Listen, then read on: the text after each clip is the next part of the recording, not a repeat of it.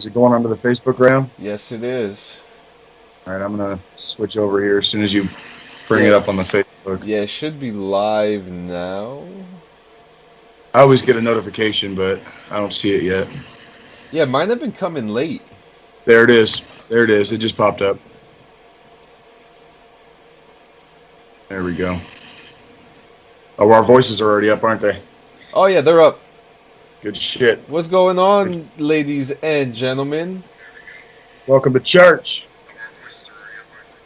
And if you're already there, make sure you put the volume up. Yeah, yeah. Put the volume up, guys. Just be careful. You might start on fire. hanging out with us. You know, I'm loving all this blue and white that we got going on here. Blue and white, blue and white, blue and white. Because we are just 11 days, ladies and gentlemen. 11 days. 11 days. 11 días de Kansas City.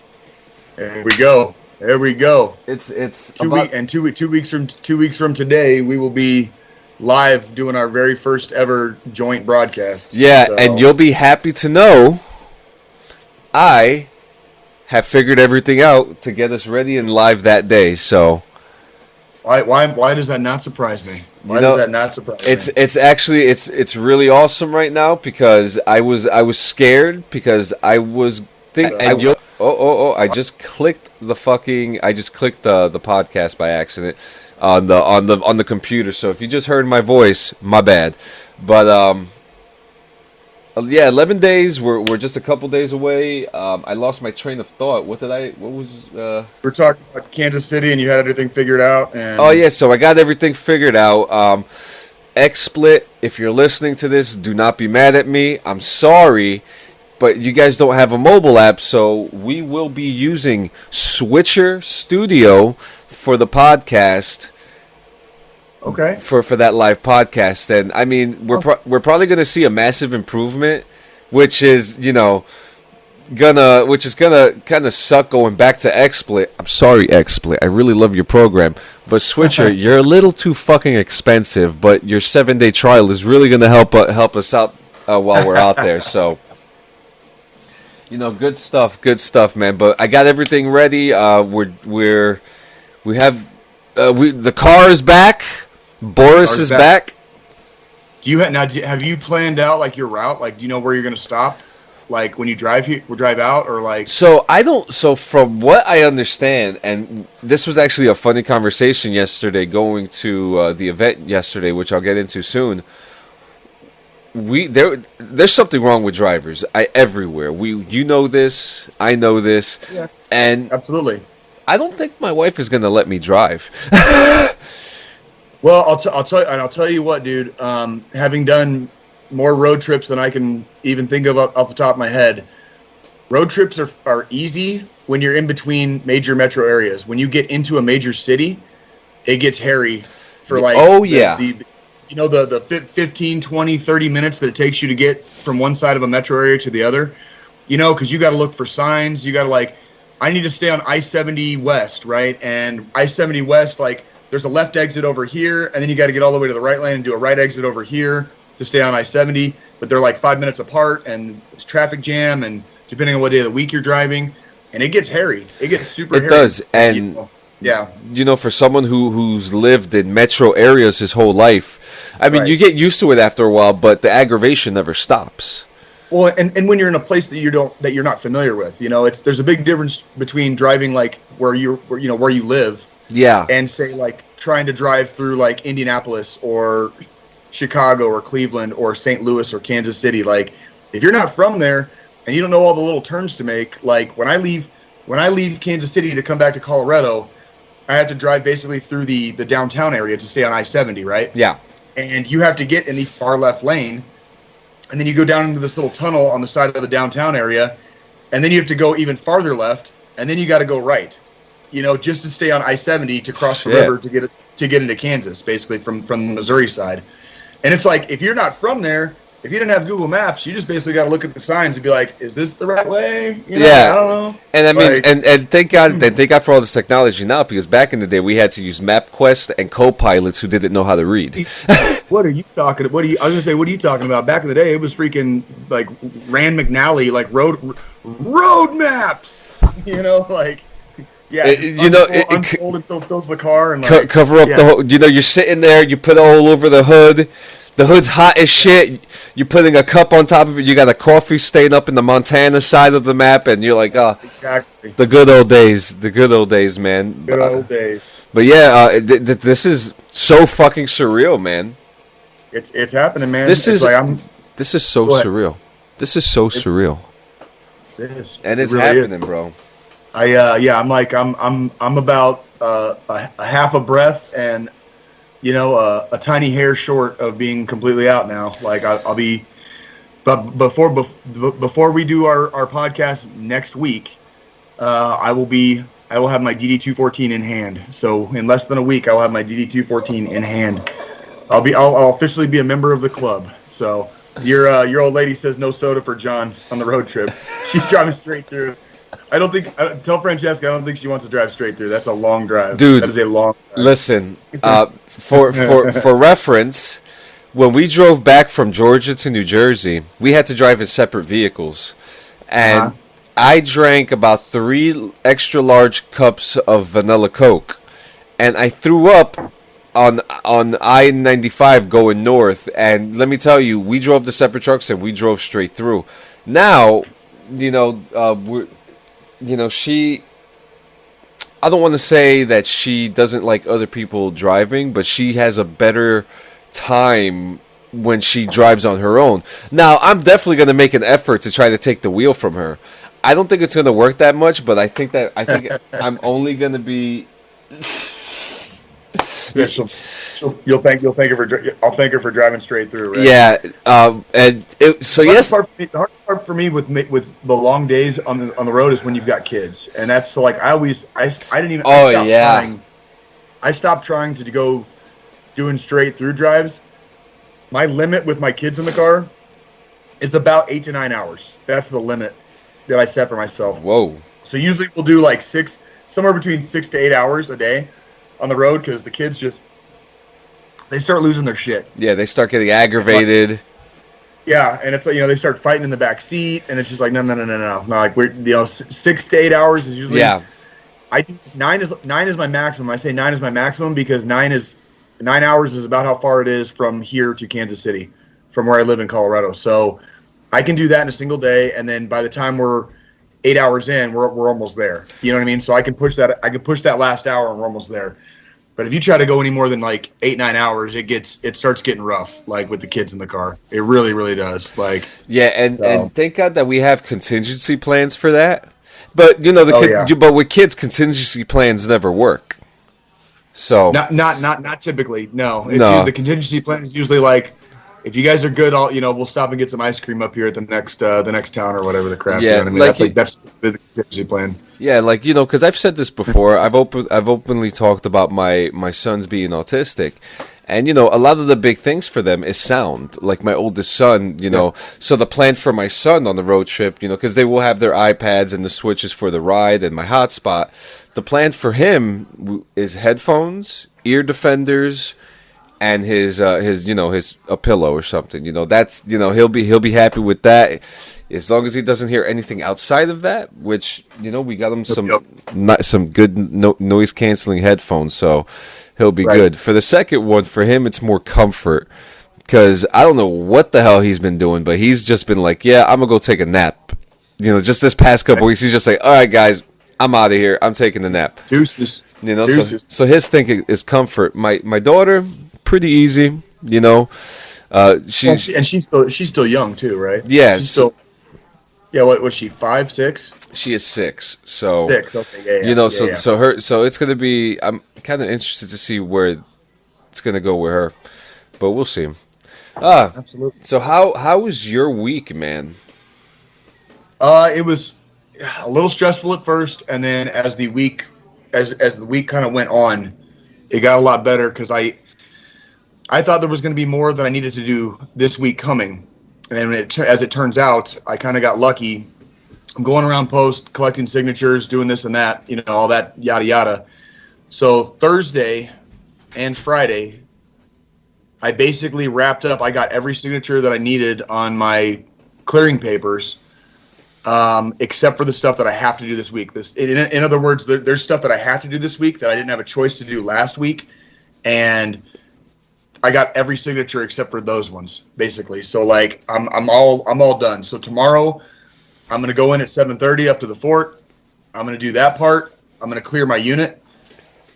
Tuesday I go clear. It's called TAP now. We've talked about this before. It's called TAP now. Used to be SFL TAP. Used to be ACAP. Tuesday I will clear TAP, and then Wednesday I go to finance. When I'm done with finance, basically I ain't doing shit on Thursday, and then Friday I go in and collect my DE 214, get my final awards, and then I'm going to be an MC for a retirement ceremony for one of my former first sergeants that night. Let's go. So it's going to be kind of semi-busy week ahead, but as far as like you want to talk about weight off the shoulders, man, like I was just telling Nikki this morning, my girlfriend, I don't remember the last time I've slept good 2 nights in a row. And I slept really good the last 2 nights in a row, like because I just it must be the weight off my shoulders is getting up there. Like there was a lot of stress and there was a lot of like whatever involved. And Nikki's flying in on Thursday night. She's gonna fly in on Thursday night, so she's gonna be there with me on Friday when I get all my last stuff. And then we're gonna drive back to Kansas City next weekend, and then I'll be there when you guys get there. Nice. In 2 weeks, So yeah, it's happening. This is so exciting. It's happening. This is so exciting, bro. This is so exciting, and man, you're doing the ultimate scavenger hunt, the stamp hunt. It's so cool. I'm not going to go over the experiences again. Very, very solid experiences that we, because generally getting out, we all go through the same motions, Right. But I'm so happy to know you during this time, because when I met you, you were still unsure what you were going to do. I still didn't even know if I was getting out. When we met last year. It was like Corona was happening. There was stuff going on in my personal life with my ex, and obviously we're not going to get into all that. But I didn't know. I didn't know if I was going to try to stay in and actually, funny you mentioned that. I mean, I talked this week to a sergeant first class about possibly she's getting some information for me regarding the Missouri National Guard. So it's still up in the air. I may or may not become a weekend warrior. Like, I don't know yet. That is still kind of up in the air. It's an idea in my head. It's a possibility to help out with school tuition and stuff like that for me going back to school. Nothing set in stone yet, but we'll see. Now, they're definitely dangling a carrot, though. They're definitely dangling a carrot. Yeah. So here's my question: because you're in 10 years, so you don't have any inactive reserve time, then, right? Nope. That's cool. Basically, if I get out, and let's say if I get out right now and I don't join the Guard or don't join the reserves, I'm done. I have That's cool. I no longer have any commitments, to the U.S. Army or the DoD. Yeah, and for those who are confused about what the IRR is, if you don't do like a full, I believe it's 8-year contract. 8 years. So, for example, I got out actually before my contract ended due to a disbandment of my unit, which doesn't happen a lot from what I understand, but it does happen. So I actually got out about 4 months prior to my contract ending, which was very interesting. Shit, yeah. What the fuck was I gonna get at? I always do this. You gotta start writing stuff down, man. You gotta start taking notes. I know. You gotta start taking notes. So the IRR. So for example, for me, I got out right before the ending of my contract, but I still had another 4 years left of IRR status in there. And what they do, for those who don't know, they'll call you every now and then. They'll see how you're doing. They'll probably ask you to come in to take some like measurements or just update some of your stuff, your phone number and email. And if something goes down, something goes down. But funny for me. The day that my IRR finished was 4/20/2020, and the day before that, they were talking about going into war for, I forgot who it was last year. There was something going down last year. Like Iran, when we bombed Iran. Yeah, and like I remember seeing a meme of a guy sweating, and it was like guys in IRR right now, and I was like, damn it! It's like 12 more hours. 12 more hours. Right. What's up? What's up, Doc? Good to see you, buddy. Francisco. Doc, you're just right in time too. Anything else going on for your week, man? No, man, that's it, man. I'm in kind of like chill mode right now, dude. Because like I said, I've like the stress level. Like I got a lot of weight taken out of my rucksack last week, and that was really nice. And I'm just kind of me and my lady been hanging out the last few nights, like over like video chat and FaceTime, you know, just kind of watching movies together, and it's been really nice, man. I took her on a virtual date on it was a Friday. So we both went to Mexican restaurants in our respective areas. So she went to a Mexican restaurant there in Kansas City, and I went to one here in Pueblo West. And we just set up our phones on the table and had dinner together, basically. That's like beautiful. Over FaceTime. Like I thought it might be if we can't be together in person, like it's 2021, why can't we enjoy a meal together, you know, over with using technology, basically. So it was nice. So, and speaking of wonderful Mexican stuff, we have today we have Modelo Negra. So that's Modelo Black cerveza. So that's what I'll be taking a couple pulls on while we're doing the podcast today. What do we have up first, John? Because I know we kind of got a busy feed today. Oh yeah, we do have a busy feed, and actually, while Doc is here, I just want to extend my thank you for having me there yesterday, representing DD214 Gaming. He hosted a fantastic event yesterday. So tell me about it. So I knew you were doing it, but and we mentioned it on the podcast last week. But tell us what it was, what you guys did, what Doc was doing, and all that. Tell me all about it. I just want to ask, hey Doc, while you're here, you just posted a photo with the volunteers who were there. Let me know if I could post that photo up on here so I could show those who are watching. So yesterday, a couple weeks ago, spoke to a good friend, Doc. Wonderful man. He'll be coming on this show soon, so I'm not going to get into the backstory, but this is actually a very interesting and awesome backstory. This man, what's going on, Deshaun? Milestone follower right there. Welcome, Deshaun. Oh, awesome. So here's the picture. I'm going to put it up, Smart Selection.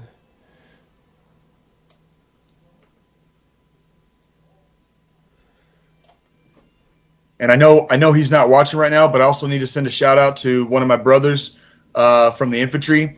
His last name is Collins, and today is his last day in the Army.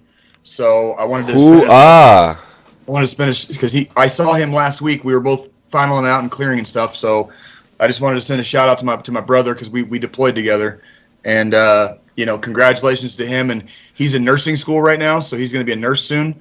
And he's living up in Denver, and good for him. And I wish him all the best. He's a great dude, and I know he's going to be successful in all things. So yeah, absolutely. Congratulations, man! Because this is like we said last week. The chapter closes, the new book opens.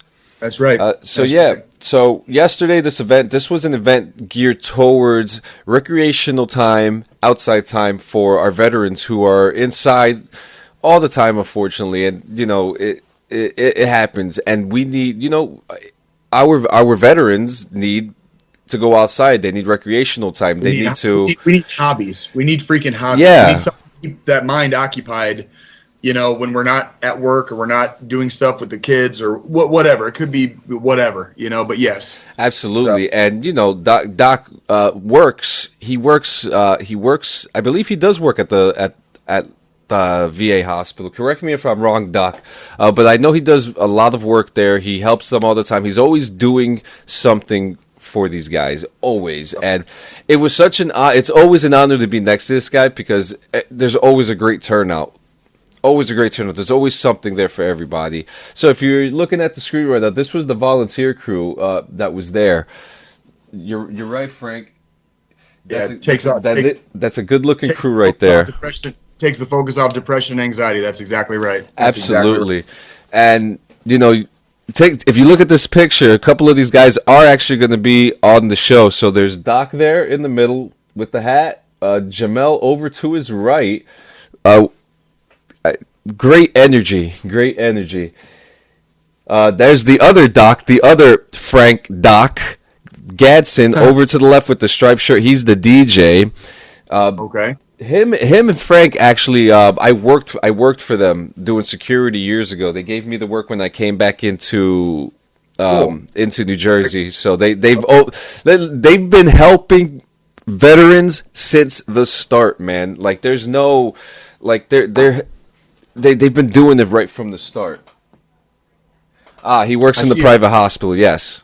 I see a guy. I see a couple of infantry cross rifles there too. Yes, so that's actually Sean Mangan. That is a DD-214 member. Okay, that is one of our members. He also does a lot of work with Doc and the New Jersey Nightlife Crew, New Jersey Veterans Network. Okay, we're all connected. Frank's sister over to the right. We got Dro all the way to the right, his children, and then we have the rest of the volunteers. Over all the way to the left, behind my wife, is Ronnie. He received a Hero Award. So congratulations to Ronnie for the Hero Award. What all did he do? So he sets up all the events with Doc. I believe we did have a great security team. We really did have a great security team, and the fun never stops, man. I mean, I can only imagine when you get a bunch of fucking veterans hanging out together, like it. Yeah, and the one thing I have to say, every time that I worked security with them, there has never been one like major or any issue that got blown out of proportion or anything that ever happened. Like everything was always organized, and that goes to show with an event like this, everything was organized. There was enough food for everybody. There was spades games with Bluetooth speaker prizes. Mm-hmm. We had great music, and we had the Xbox set up. And we had the Super Nintendo Classic set up, and nice. It says Ronnie works for the VA, but goes above and beyond. So I created a Hero Award for him. That's beautiful. That's beautiful, awesome, Frank. That's fucking awesome. It's so interesting to see a man like Frank put so much time into the veterans, and not have time for himself. And it really goes to show the hard work and the appreciation and the passion that goes into everything that he does, because he is under so many umbrellas, so many umbrellas, and this event yesterday was no different than anything that he's ever done before. I mean, there was no shortage of food, no shortage of hydration, no shortage of fun. There was something for everybody to do. There was something. Now, I'm looking at the pictures. Was this held kind of like at a park or like a recreational area, or like what was the venue? I guess? So the venue was actually at the Lions. It was at the Lions VA Center, and the center itself. So when you go in, there's actually a right before driving in. It actually looks like you're driving into some parts of a military base where a lot of the streets are like really closed, and it's like two-way streets. Right. So I remember telling my wife, like, this is very, like, this reminds me of a military installation, and right over to the left was the Lions entrance. When you go in, there's a giant golf course. Giant golf course. There's some baseball fields there. It looks like a giant park, but that is the Lions VA area. They have their own VA police there, which were very awesome and cooperative. They actually helped out our boy G.I. Joe get his keys out of his car. Nice. Nice. His brand new car that he just got from the New Jersey Veterans Network, which big shout out to all the guys who received cars like Sean Mangan and Dro for receiving their vehicles for all their volunteer work that they've done for the veteran community in New Jersey. Everyone was engaged with the patients. Everyone was happy. And the one thing that I loved is that when Spades was talked about, all like the older vets were just like, all right, let's go. I play some Spades. Let's go. Yeah, it was great. The service dogs. Actually, one of them is in the picture right there. That is Shadow. That is America's pup right there, ladies and gentlemen. That America's dog. That is America's dog right there. And for Sean Mangan not bringing Charlie in the picture is sacrilege because he's got a beautiful German Shepherd, and Shadow is just one hell of a dog, man. He's hyper, he's happy, and he loves his water. Good. Good. But this was such a successful event, and I can't wait to be at the next one. I think, and being there, it sparked a lot of really cool ideas that could come to fruition that we could bring video games to veterans. Yeah. I mean, one idea that I do have that I would love, and whatever. If you're gonna steal my idea, steal it. But DD214 Gaming is still gonna fucking do it. I would love to just buy a long trailer, a couple arcade cabinets, throw it in there, bring it to the VA centers for events like this. Sure. It would not be hard to do that. No, not at all. And a lot of the arcade cabinets nowadays you can find them functionally cheap. Like a lot of them are functionally cheap. You know what I mean? Like they're not really super expensive. A lot of the more expensive ones are because they've been like refurbished and made to look like basically like they look brand new out of the freaking case, like in the 80s or whatever. But they're really not that expensive. Like you can go to Walmart and get a miniature arcade cabinet for like $200 now. Oh yeah, you go right to Walmart. You get them. Literally, like yeah, and it's so cool. It is so cool. I loved every bit about it. There was no issues at all. Like it was just like the perfect event, and the weather was so nice. It didn't rain. It was a perfect day. I can't wait to do things like this. It's been a while since I've been a part of this, since the coronavirus happened, and a lot of these things really took a toll. So this was the perfect event for a lot of our veterans to come out and be out there. And they got there was some really nice shoes out there too that they have for the veterans. Great shirts, casual shirts. I honestly didn't know a lot of these groups. Like you've talked about when you got your car. You're talking about a couple of these guys getting cars, bringing out shoes and clothing, and like I didn't even know that was a thing. Like I literally didn't even know that was a thing. Like, and actually stuff I had no clue. Yeah, and I received my car from the same organization that they did too. So right. It's a wonderful thing, and man. It's great to have these communities. Yeah, for us. I'm proud of you, man. I'm really proud of you guys. Like that's it. A lot of what you're talking about. It reminds me of a lot of the stuff that I do with the VFW. Now, granted, the VFW is a little bit different the way we do things out here. But as far as like having a younger crowd, like I'm looking at the picture and it's like I'm seeing GWAT vets.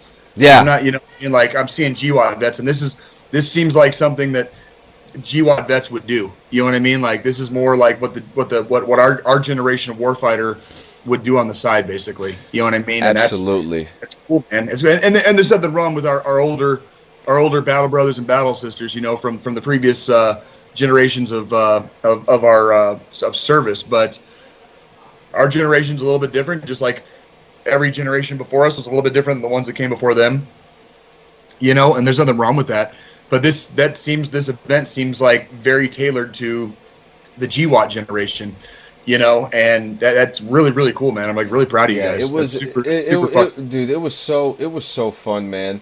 To see the smiles, to see the excitement, these things need to happen. And I actually had a conversation with one of the volunteers, Jamel, who was such a pleasure to talk to, and we were just talking about how things like this, we need more of it. We need Absolutely. more of it, because we're shining a light on this of what's going on here in the state of New Jersey, and we know that there's so many other ones in the United States. We need to see more of it. I'll be finding out what it's like in Kansas City when I get out there this winter, Yeah, man. yeah. Well, you're a VFW. Yes, I'm a life member of the VFW. I'm a member of Post 5812 in Pueblo West, Colorado. Very, very, very heavily involved. I've been very, very heavily involved for about the last 2 years. I actually received earlier this year. They call it the meritorious. It's a volunteer medal, basically. I got a volunteer medal from the Army for my time, I guess, serving with the VFW, and we do a lot of similar type stuff. Now, granted, the age range is a little bit older. The crowd is a little bit older on average. Not necessarily. That doesn't mean there's no GWOD veterans, but on average, the crowd is a little bit older. So they do a lot of. Well, I should say my post specifically does a lot of like bike runs. So you got there's dudes that we have a riding club called the VFW Warriors. So they wear their cuts and their patches, and they do these like poker runs around the area that we live in, and we do like dinner. There's the auxiliary, the VFW auxiliary. That's like for spouses and family members of VFW members. The auxiliary puts on like dinners, and just this week, like last Friday, they had a dinner, and it was one of the first times we were able to do a dinner since coronavirus happened. And I remember I pulled up. When me and Nikki finished dinner, I pulled up to the VFW to go have a beer, and the parking lot was full. And I was like, what the hell's going on tonight? And then I was like, oh, yeah, the auxiliary's doing their dinner tonight. And the parking lot was full. And it was great, dude. It was beautiful, and it's just, and like you said, there's, you're in New Jersey. Right now I'm in Colorado. Soon I will be in Missouri. There's stuff everywhere, and we need to get more involved, and we need to continue encouraging veterans to come out and participate and hang out together, because you meet people and you talk to people. You have people that have shared experiences with you. You know what I mean? They might not have been in your exact unit, but they know what you've been through. Yeah. Because they've been there. Because they've been there too. And sometimes it goes as far as deep down as units, having same units or having the same people as commanders at different times. I met a guy. There's a guy at my VFW. He used to be in 4ID. He used to be at Fort Carson when he was in. This is back in the 80s, by the way. And he was in a battalion. He was in an infantry battalion that was right next door to the one that I was in. So his battalion still exists, and my battalion was next door to his battalion basically when I've been at Fort Carson. So like I knew exactly what unit he was talking about because they were the guys. They were the guys next door basically. So. It's a small world. Like the military is a very small world. You know what I mean? So 1%, man. 1% of 1%. Trust me, dude. 1% of 1%. So yeah. Let's see what else we got going on here today. Couple weeks. So actually, on my wedding anniversary, the anniversary of me and my wife have started dating, it's going to be Robbie Lawler versus Nick Diaz. Yeah, there we go. Here we go. This is going to be a fun one. This is the rematch from, what was it, 2000? Oh God. What was the first one, John? Let me look it up real quick. Give me a second here. Oh. Let me see here. Robbie Lawler, Nick Diaz. No. When is? I hate freaking Google right now, dude. Let me look up Robbie Lawler. Google. 2004, April 2004, UFC 47. Okay, so this is the rematch. 247. It was UFC 47. So. Oh. This is a rematch of a fight that happened literally 17 years ago. 17 years ago. Okay, and previously on this podcast, if you keep up with us, we've actually discussed this fight. We actually predicted right here on this podcast, right here on DD214 Gaming, ladies and gentlemen, we predicted this rematch was going to occur. So if you go back to, I think it's season 2, episode 5, you will see me and John and our brother Sean discussing this fight. And so at the time, Nick Diaz was kind of known as a jiu-jitsu kind of like guru, and Robbie Lawler was the stand-up, heavy hands boxing guy, right? And what was crazy about that fight was that Nick Diaz, instead of trying to take him to the ground, just decided to stand and throw hands with Robbie Lawler.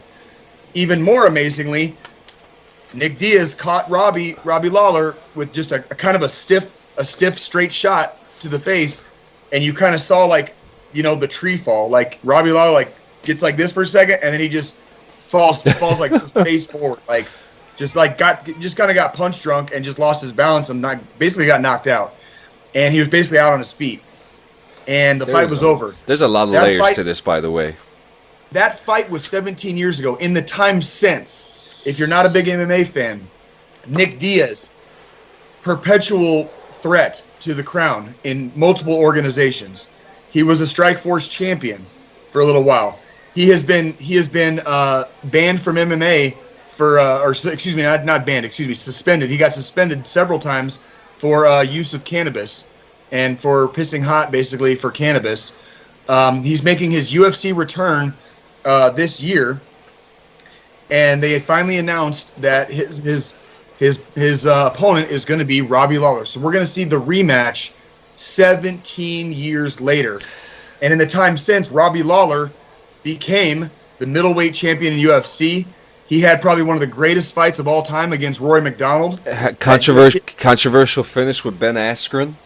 All kinds of stuff. And so both of these guys have had these very eclectic, amazing careers. And obviously both of them are getting older. It's been 17 years. They're both kind of in the twilight of their careers. But what a perfect rematch. It's a legacy fight. It's a legend fight. I can't fucking wait, John. What are your thoughts? So, what makes me excited about this, because we know Robbie Lawler's up and down. Lately, he's in the twilight of his career. So yes, lately he has been. Yes. Yeah, and it's very interesting to me because I like the Diaz brothers. You can't put old dogs down, man. Somehow, some way, they always come back. I used to hate the Diaz brothers. I used to hate the cockiness. I hate them now. I hate them now. I hate the attitude. I ended up started becoming fans of theirs because it's just it's like that kid you're beating the shit out of, and it's like, I'm getting tired of beating the shit out of this guy. I'm worn out. I beat the shit out of this guy for so long. I'm worn out, and he keeps coming back. Now I'm getting scared because now I'm tired, and this kid keeps coming back at me. You know what I mean? The Nick Diaz and Robbie Lawler is like a goddamn pit bull. This dude is just a fucking pit bull. It's a pit bull versus a Rottweiler, literally. It really is. It really is. I cannot wait for this fight. I just cannot wait for this fight because it's 17 years in the coming. Both of their careers have followed these really super odd trajectories. Where you thought I thought both of these guys were done 10 years ago, and boy is my face red right now, right? Because I was fucking wrong. I mean, and the same was for BJ Penn until he beat that guy up at the bar. Oh no, he got knocked out at the bar. He got knocked out. Yeah, well, dude was drunk. I mean, I'll tell you what, John. I'm not big on physical violence and stuff like that, but I'll tell you what, dude. Pretty much every time I've gotten my ass actually handed to me in a fight, I was drunk. You get alcohol and fighting do not mix. Yeah, it's the same. I can count with my one hand how many fights I've been in my whole life, and I probably won one. That's not a bad thing. That is not a bad thing. Good on you. I did have a kid bite me in the back. Really? Yeah. Really? Yeah. Doc, we did watch the Logan and Mayweather fight. It's actually funny that you bring that up because I actually went back. I went back a couple weeks ago to see some clips and stuff, conspiracy theories, and it's I've said this before. We're in the age of the influencer, and now Tyron Woodley Yep. is gonna fight Jake Paul. That's right. So like these influencers are getting into these big fights, and you know what? I can't stand. They're paying them better though. That's the problem. They're paying. Yeah, them better. they're That's getting the problem. paid a lot of money. Hey, where's my fight? Where's my fight? Train me. Hey, DD214. We're famous in Brazil. Give us a celebrity fight down there. We're ready. Yo, somebody get Minotauro on the phone. I will happily step into the ring with Minotauro and get my fucking head knocked off if you can make it worth my time and pay. Dude, okay, Brazil, we're talking to you. Get Minotauro, get Vitor Belfort, get one of the fucking Gracies. Okay, I'll roll with anybody. I'll do whatever. Dude, if you guys can make it happen, if the price is right, you guys can get on pay-per-view and watch me get my fucking ass kicked. Okay, I will happily get my ass kicked. And listen, hey. Brazil, you are only other listeners, not only other listenership, but you are only other biggest listenership other than the United States. Get this fight happening. Let's get this shit happening.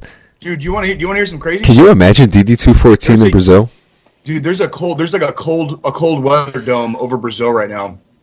They have like some extremely cold temperatures down there right now in certain parts. Like I shit you not, dude. Shit. Dude, I'm telling you, man, like I'm not gonna. I don't want to get political on the podcast, but goddamn, dude, like when these motherfuckers talk about like climate change and stuff, and there's people out there, especially in our country, that want to deny this shit, and I'm like, dude, like how much do you need to see? Like how much factual evidence do you need to see in front of your face to acknowledge that like shit ain't the same anymore? Absolutely, and it's changing and it's changing fast. Like look up Brazil cold temperatures right now on Google. And you're gonna see your news feed is gonna explode. Yeah, with those stories. Yep. So yeah, go to Brazil, Deshaun. Yep. Go to Brazil. Go to Brazil. There's cold weather down there, man. Down there, brother. We got a bunch of cool game news. We got a really controversial game news, and we have some military news. But before we get into that, this past week and a half, some of the best music has been released. Okay. I'm going to try not to cry because I always get emotional when I talk about my favorite band. Who's your favorite band? Thrice. You've mentioned that before. So Thrice, I have a long history with them. They're my favorite band. They went through this crazy, they went from punk to like punk emo-ish, and then they went to like this alternative rock thing, and now they're coming on to their 11th album. They actually went through a hiatus, which in some terms would be like they broke up for a little while, and actually went to their last show in New York before their hiatus. My first show after the army was Thrice, and then my last show before the coronavirus, the day before New Jersey shut down, was Thrice. And they just came out with a new single called Scavengers, which when I listen to it, it sounds like a song, which, guys, I'm going to go a little early on this. Suicide Prevention Hotline, 1-800-273-TALK, 1-800-273-8255. When I listen to this song, I hear a song about someone trying to get someone out of a deep hole. Okay. It's a very beautiful song. Listen to the lyrics of the song. It's a very... I get a lot of like depression vibes off of it, a lot of like someone trying to get help but that person not wanting to receive the help. Listen to the song. I wish I could play it for you, but these DMCA things suck. Very good song, but they said that the song is about the political societal injustice that's been going on with people going online and being keyboard warriors, and that's what they say the song is about. That the song is about people who are hiding behind, their false truths and stuff like that. Which I mean, it could be interpreted that way. Well, and I think people are very often, they don't remember that music is art, and art absolutely art can be interpreted in multiple ways. You talk about like regular art, like Jackson Pollock and Salvador Dali and MC Escher, you can interpret a painting multiple ways. Same with literature. You've got a book. And yeah, you can read the story of the book, but what, is the story a metaphor for this or a metaphor for that? Like anybody that went through high school, or a lot of people, they read a book by George Orwell called Animal Farm. Animal Farm was a book that was a metaphor for communism, right? Like, we're talking about music now. Music is also art. Yes, it is. It's a medium for art. So like the song, the lyrics of the song, the writer of the song might have wrote it about something, but when somebody listens to the music, they might interpret it a different way. And that's okay. That's because it's fucking art. Same with fucking movies and TV. Absolutely.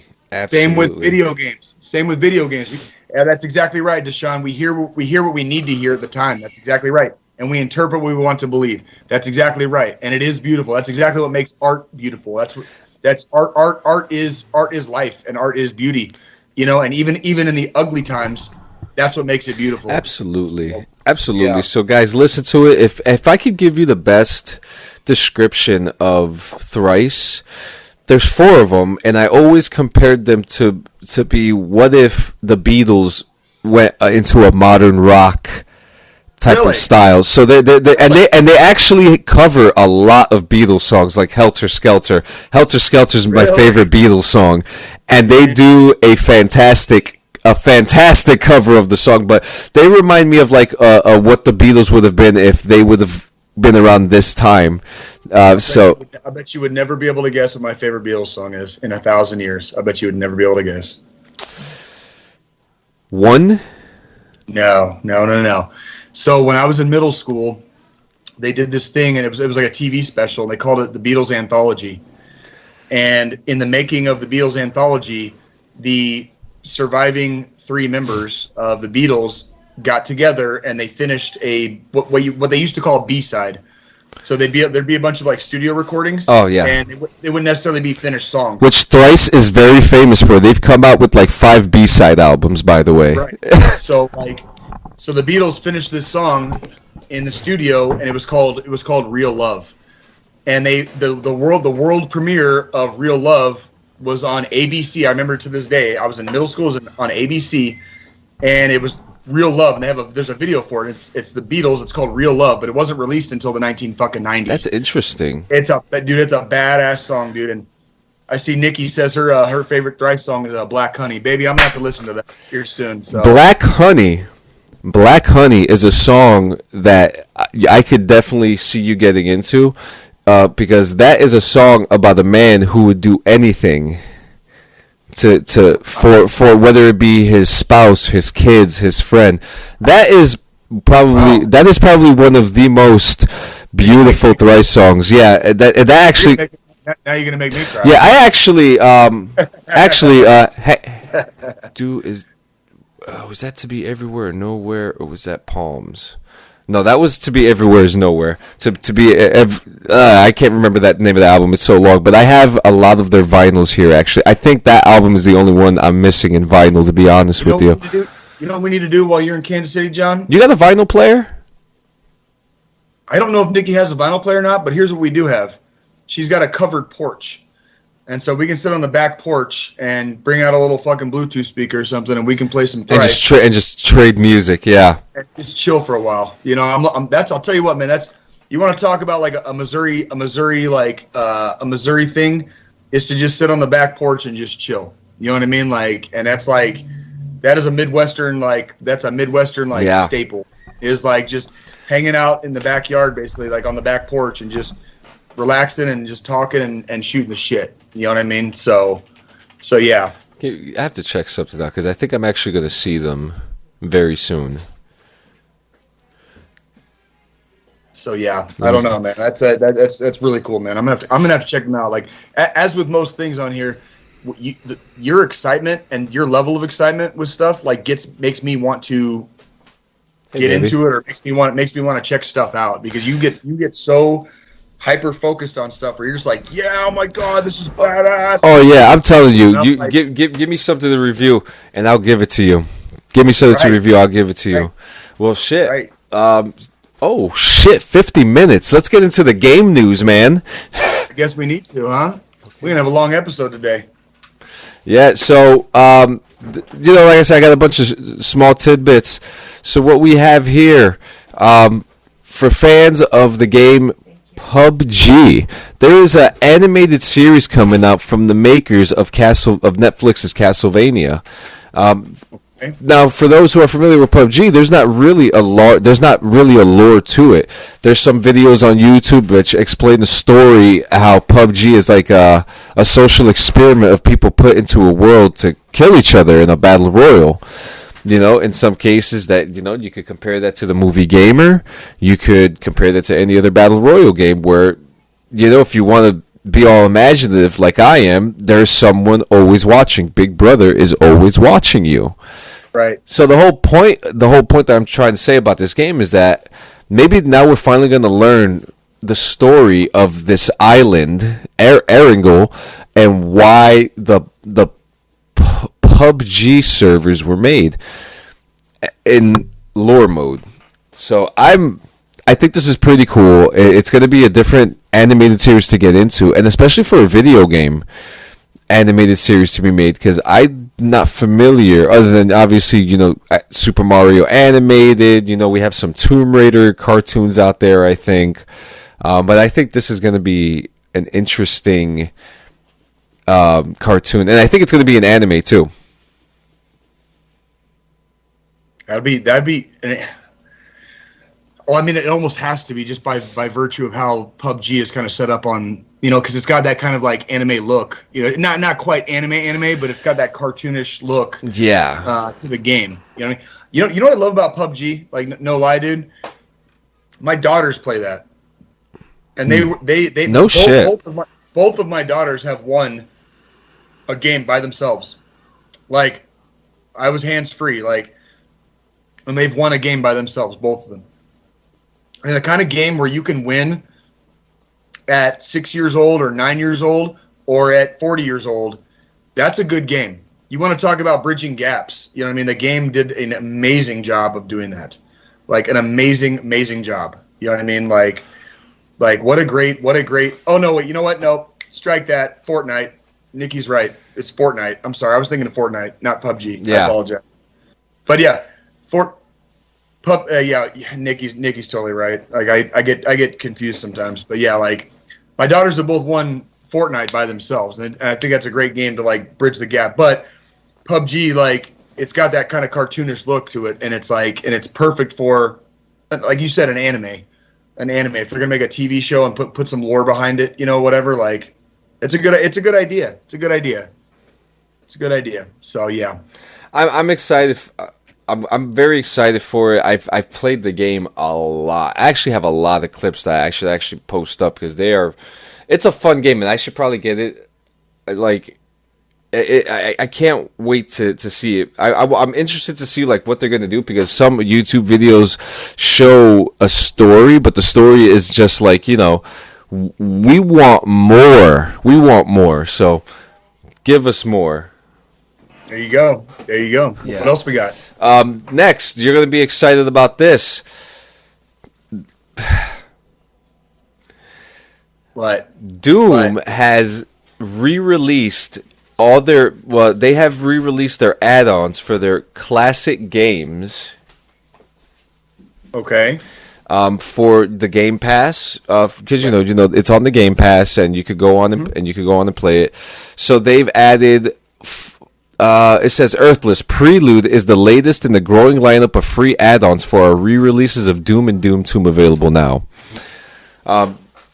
Doesn't go into much information about what these are.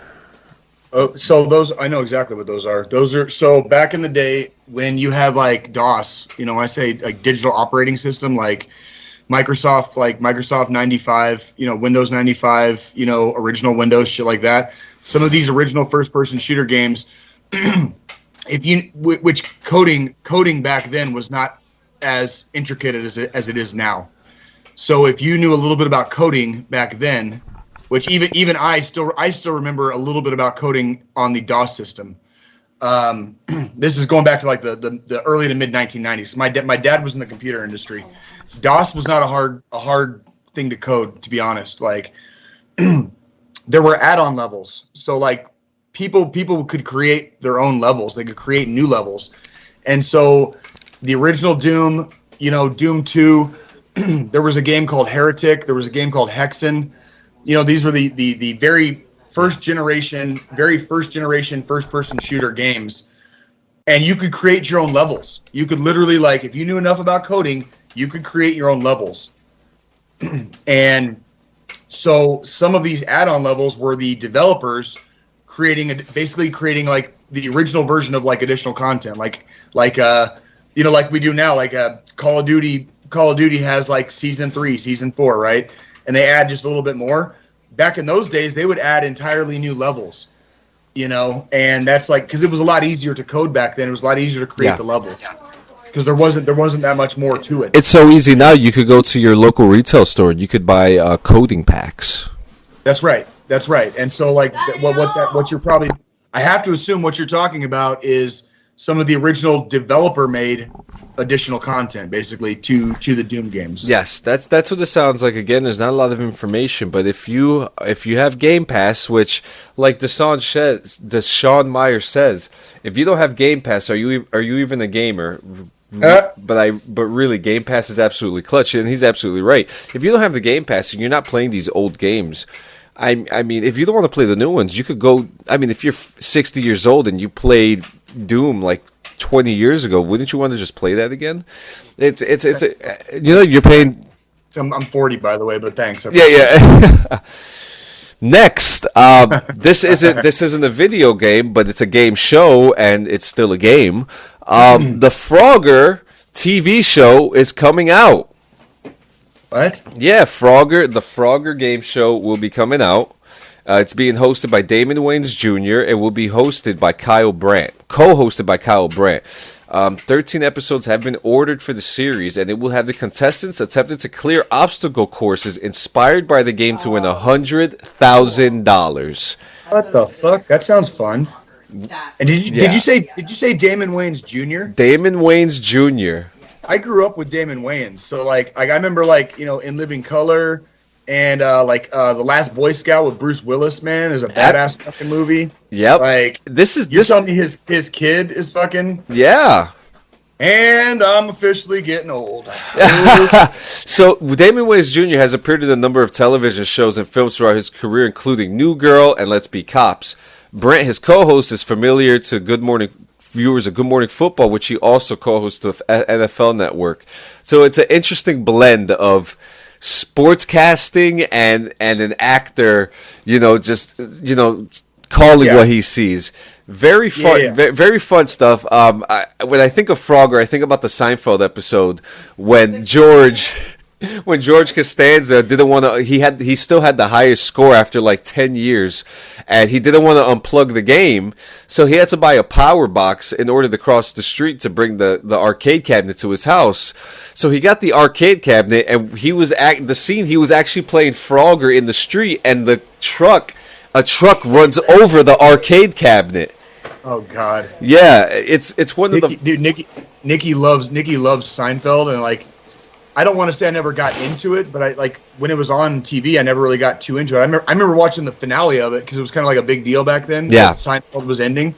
I remember watching the finale live. All right. So Seinfeld and Thrice. I need to get it. Because Nikki loves Seinfeld. She makes these Seinfeld references, and of course they go over my head because I've only seen a few episodes. You know what? That's cool. Our partners are gonna get along so well. So. I'm sure they will. All right, so wait, Seinfeld, Thrice, barbecue sauce. All right, got it. Dude, don't worry, don't worry, John. I'm gonna show you the whole fucking Kansas City world, dude. Don't worry. Yeah. Next in line is Discord. And actually, I just want to say, Deshaun Myers, Ben Bauman. You guys have been really keeping the Discord alive. The numbers, it's still growing. It's still, we're still getting there. But you two have been you guys have been keeping it lit in that room. So thank you for that, Ben Bauman. I've been checking out your streams when you've been going on. Good work. You guys are the champions, and you guys are doing the thing on the Discord. So keep it up. I want to make a note of this too, because here at DD214 Gaming, we do not consider this group a top-down anything. We are very decentralized, and the whole group is what makes the group. It's not that there's a person at the top or a couple people at the top and everything trickles down from there. That's not what we do here. We are very decentralized. You know, like, not everybody has to be into the same games. And like Ben Bauman and Deshaun, like, by God, if you guys are on that Discord, fucking take off with it and run with it and just keep in touch with us and fucking let's do it, because that's not really my arena. That's not something that I do. You know, I'm not nearly the gamer that I know a lot of you guys are. So, like, if you guys are into that Discord stuff, man, like, do it and run with it and, like, fly that DD214 Gaming flag high, because that's exactly what we need in this group. That's why we allow people to share streams on our Facebook page, because me and John are not the whole of DD214 Gaming. The other admins, you know, Chance and Marie are not the whole of DD214 Gaming. Anybody that's a member of DD214 Gaming is the whole DD214 Gaming. We are just on a podcast, so we might be kind of like the face of it, but we are not the whole enchilada here. We're just a little tiny bite. Yeah, we're just the eye socket. You guys are the heart and brain and soul of it. Right. So that's exactly right. And that Discord. I mean, you go on it right now. Ben is always putting up his streams, which is great. Deshaun is always coming up with cool questions and asking, and, you know, always engagement. Marie's in there too. Marie goes in there. She sees what's going on too. So, you know, Chance is awfully quiet, but, you know, with Chance's current endeavors, you know, Chance is very busy. You know, being a man. Being a man, now you're a man. So with Discord, they're adding a thing called threads. So instead of, like, you know how we have, like, the rooms and stuff. So let's say Deshaun Myers is like, hey, I'm going to the Kansas City game August 9th, so I'm going to put a thread here, and if anyone's going to be there or if anyone's going to watch the game, we could talk on this section. And, you know, the thread will disappear after a while or whatever, and, you know, so that's really that's really it. I just want to stop for a second, and I was going to wait till the end of the show to do this, but today is a big day. Okay. You want to sit on my lap? Sit on your lap. Yeah. Come on. Sit on your lap? Come on. That chair's sit on my lap, darling. Come on. What's going on, Tillman? Hey, Francesca. Third ID in the house. Nigel Tillman right there. Dog-faced soldier. Dog-faced soldier. All right, so, guys, if you guys don't know by now, you know, the woman who's been bringing me rice and beans and pork chops and macaroni and cheese and soup on the podcast, this is my wife. Today, you gotta get in there. You can't see her very well right now. She's got to move a little bit to her left. There you go. There you go. Today is her birthday, and you know, she's been here since right from the very beginning. You know, I dragged her ass down to Georgia when I wanted to be a soldier. I dragged her ass back to New Jersey when I wanted to be a professional wrestler. You know, yeah. I wanted to be a business owner. I wanted to make trading cards, and she was there for me. And then I wanted to be a video game streamer, and I wasn't working, and she was there for me. And then I became a podcaster, and here she is, still here with me. And I just want to say happy birthday, and thank you for your patience and everything that you've given me. You know, because without all this, you know, everything that you've given me, I wouldn't have been able to do this. I embarrassed the shit out of her yesterday too at the event, and such you an know. Asshole.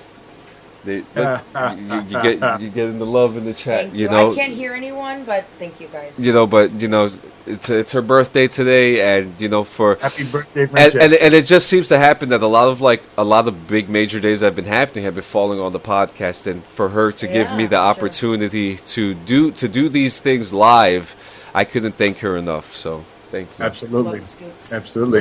You're doing good. You Yeah. guys are awesome. I Podcast cake ever. faced her yesterday, messed up her makeup. I can't wait till we all meet, It's man. okay. I really Next year can't. on the podcast, I'm gonna embarrass the shit out of you. Oh, here we go. But yeah, thank you guys, and Nikki, you know you guys will be talking about Seinfeld and Thrice when you guys are together. So Yeah, Nikki's totally. Nikki just commented. She's totally not wrong. Behind every great man is a great woman. Thank you, That ain't no guys. fucking lie, she man. said, That ain't no every fucking lie. Behind every great man is a great woman. So thank you guys. Looking Right. forward to meeting you guys. Very excited. 11 days. 11 days. Can you 11 believe fucking it's days, 11 homie. fucking 11 days. 11 days. Kansas City. That's I can't hear wild. Jay. I'm sorry. He's screaming out Kansas City. Oh. That's a thing. That's a thing when the if you listen to the radio broadcast, not the actual live like NFL broadcast, but if you listen to the radio broadcast of the Kansas City Chiefs, the radio broadcaster every time when the Kansas City Chiefs score a touchdown, you hear the radio broadcaster be like, "Touchdown, Kansas City!" Like, that's like a local thing, like basically. Yeah. So, like that's like. And if you're a baseball fan, you probably heard, "Oh, doctor, What is that baby is out of here." That's Matt Vasgersian, MLB radio, baby. Okay. What team does he call? Yankees. Yankee. Okay. Yankee. Okay. And what's my other favorite one? There's "Oh, doctor," and you can hang a star on that baby. It's out of here. There you go. You know, that's I just want to call one baseball game. I think I could do it. Oh, Sure we could. there goes Aaron Judge. Aaron Judge with the homer. Yeah. Right.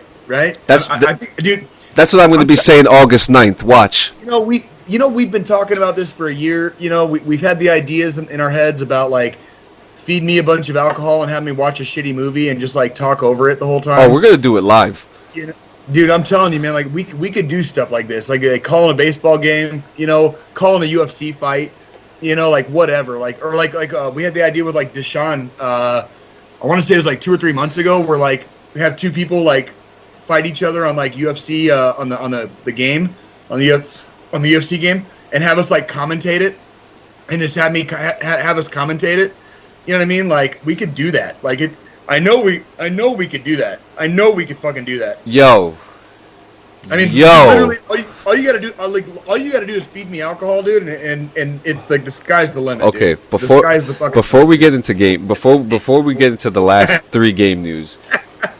All right, Deshaun. Me and Deshaun spoke about Yeah? something a while ago. A long time ago. Uh-oh. Are you guys supposed to have a fight? Are you supposed to have a fight on your No, but you know what? Deshaun, remember that scavenger hunt we talked about?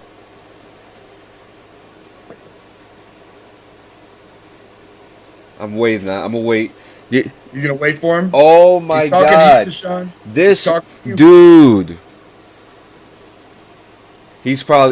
I'm telling you, he's probably got goosebumps right now.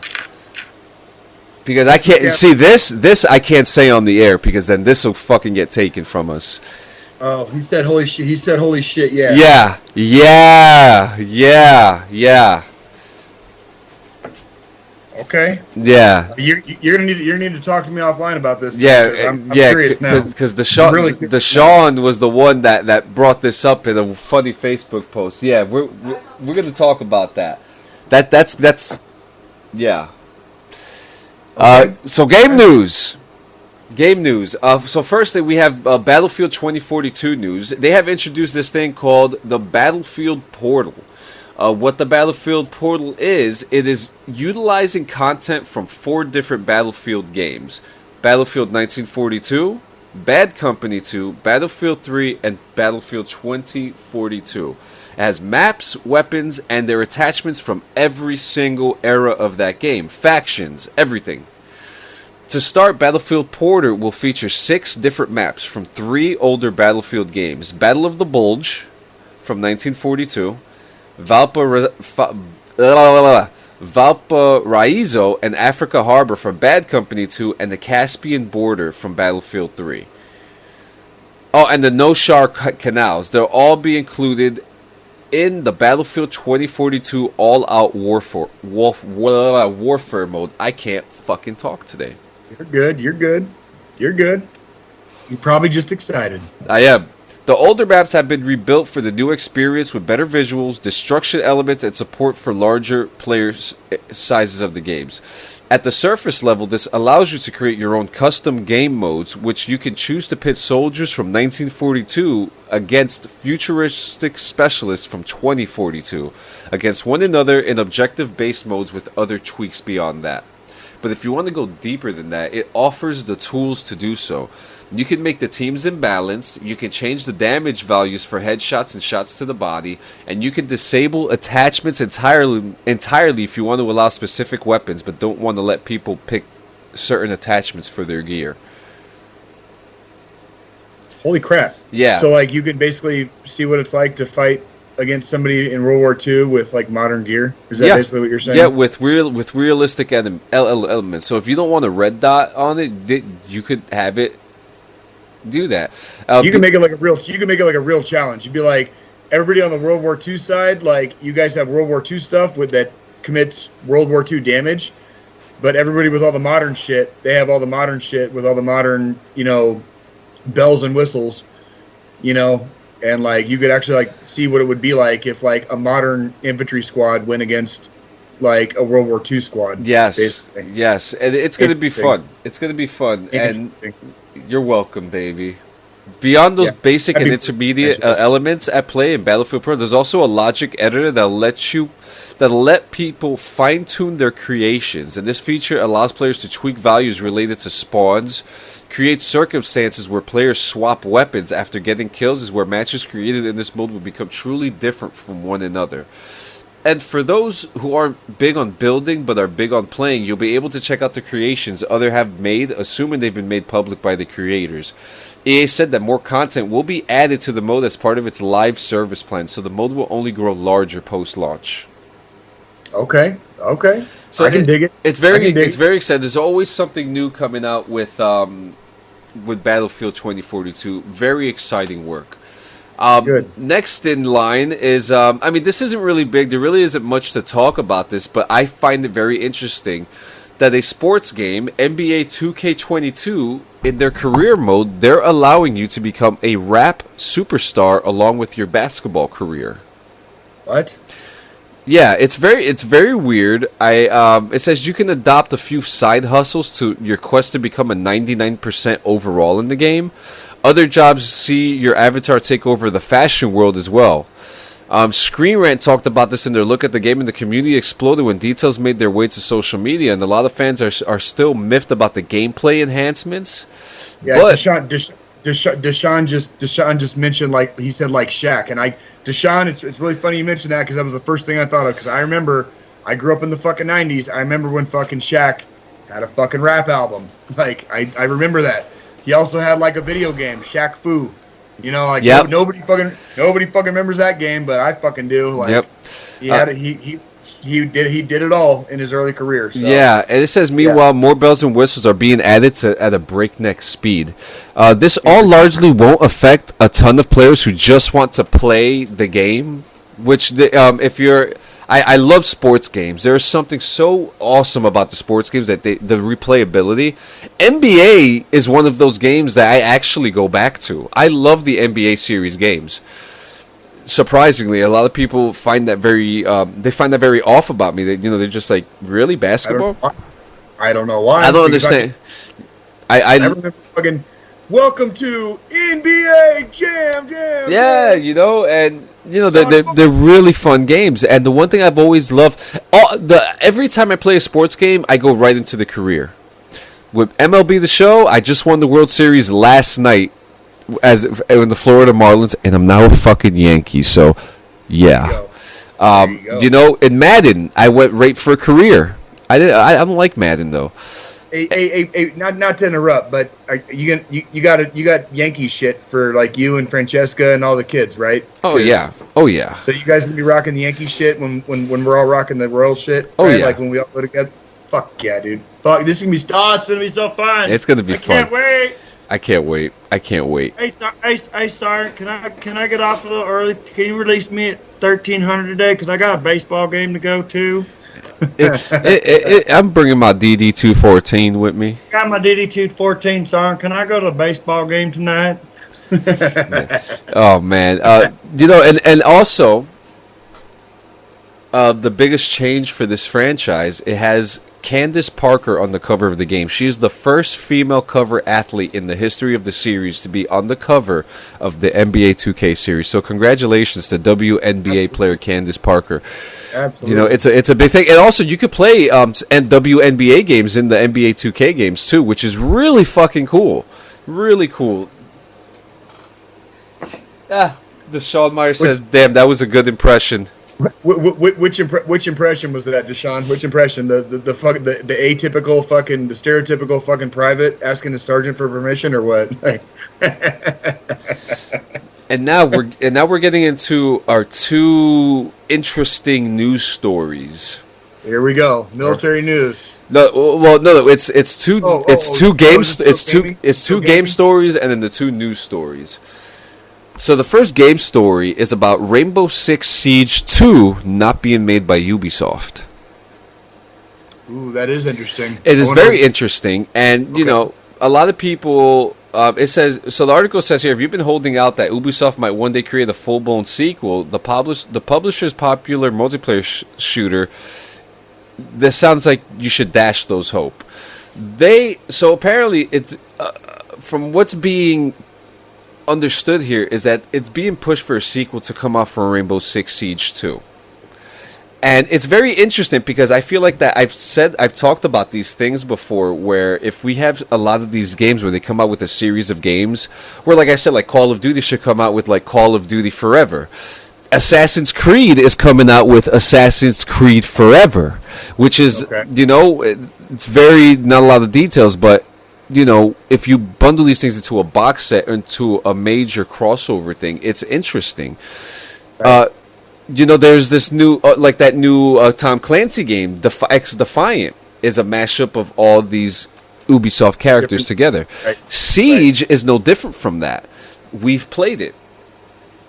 We've played it. Do you think that there's, now, you know, obviously there's the aggravating players, but did you think that there was anything wrong with the game? No, I actually, that was one of the games that I did enjoy playing it. The only aggravation I have with that game is not being good enough. You know what I mean? Like, not being good enough. Like, that's one of those games you really have to spend time getting good at that game. Like, there's no way around it. Like the skill level in that game is directly correlated to how good of a game you'll be able to play. Yes. So if you want to sit there and play for 30 minutes a day, okay, you played it for 30 minutes a day, but don't expect to do very well, right? Yeah. That's one of those games you really need to spend time on, and you've really got to grind it, because that's what makes you better at the game. You know, overall, that I didn't see anything wrong with the game. Yeah. No. Now, you know what I mean? Now here's my next question. Did you feel that because the game was out a few years that we should push for a sequel, even though we were getting constant updates? That's and DLC, free DLC. Now that's probably the better question, because, and that's not only the better question, probably the scary question, because every time these games, like they come out with DLC and updates and X, Y, and Z, whatever, the minute you come out with a sequel, the expectations are that much higher, because everybody's expecting. They've already had the previous game. They've had all the DLC. They've had all the updates. Yep. So when you come out with a sequel, the expectations are like way the fuck up here. When the first game came out, it was way down here, and it was only the fucking DLC and the updates. Absolutely. And playing it. And DLC brings it to a new level at times too. It always does, and that's where. If you're going to come out with a sequel, you're running a risk of abandoning your fan base, because if you don't fucking do it right, They're just going to go back to the previous game. Yep. And That's this is really what's going to happen. And this you is know? where we get to the very interesting part, because we talk about global conglomerates, gaming companies taking your money, saying "fuck you." Are you ready for this, Jay? I don't know. Yeah, be careful. The I don't know. the creative. I can see where you're going with this. So Yeah. So Rainbow Six Siege creative director Leroy Altanasov explained that this is something that the studio doesn't want to pursue. He says, Siege is an evolving game. Siege is an evolving game. The Siege of the future will dramatically be different from today's Siege, to the point where we could call it Siege 2. However, as a team, we strongly believe we could bring about these changes in an incremental way within the current Siege framework. Siege 2 would mean a new game, a new environment, probably a new inventory, and maybe a new development team. We do not feel that this is what is needed for the community. We care about your investment in the game. We do not want to move to a new one. Instead, we want to protect your investment and increase its value by making your current home, which is Siege, even better.